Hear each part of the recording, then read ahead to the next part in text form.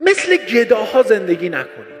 بعضیا پولدارن اما مثل گداها زندگی میکنن و به نظر من هیچ فرقی با گداها ندارن. اون گداه نداره، نمیخره، نمیپوشه، یکی داره، نمیخره و نمیپوشه. همه تونم توی فامیلاتون مشابهش رو دیدید که چی؟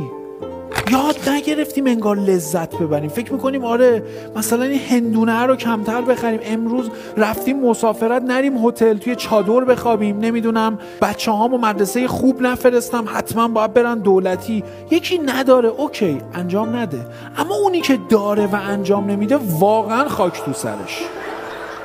خرج کردن پول ما بلد نیستیم خیلیامون، قبول دارید؟ کدوماتون احساس میکنید خرج کردن پول بلد نیست؟